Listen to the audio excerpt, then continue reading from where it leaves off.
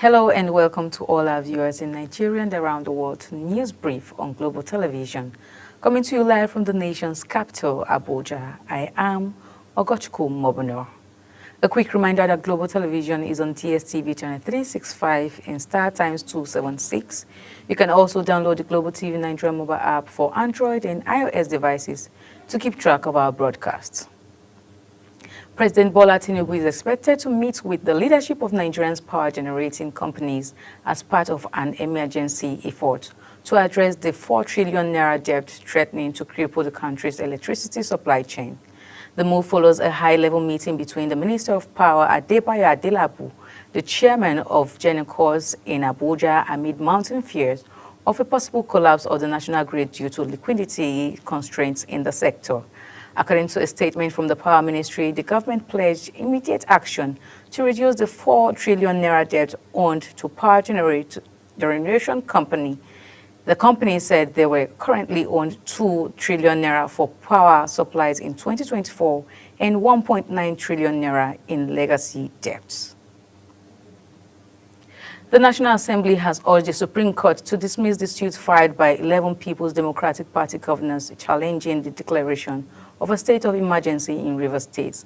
The federal legislature, in its response, contended that the plaintiff's suit was productively flawed and lacked merit. The National Assembly said this in a preliminary objection dated April 22, 2025. It urged that the court lacks the jurisdiction to entertain the suit and should award 1 billion naira in cost against the plaintiffs for filing what it termed a frivolous and speculative suit. President Bola Tinubu had declared a state of emergency in Rivers State on March 18, 2025, suspending Governor Siminalayi Fubara, Deputy Governor Ngozi Odu, and all elected members of the State House of Assembly for an initial period of 6 months.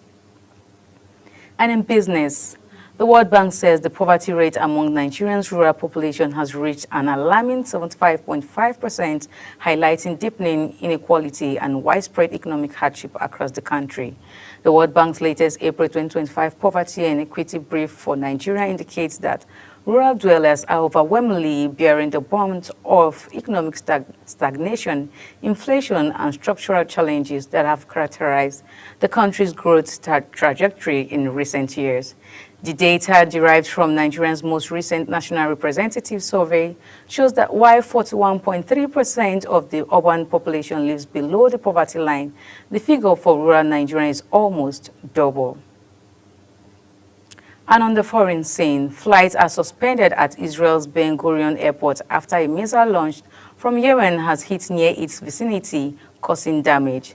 Strip's government media office says at least 57 Palestinians have starved to death under Israel's total blockade as trucks carrying food, water, and medicine are piling up at the border of Gaza. Israel's attack across Gaza since dawn on Saturday have killed 45 Palestinians, including 3 babies.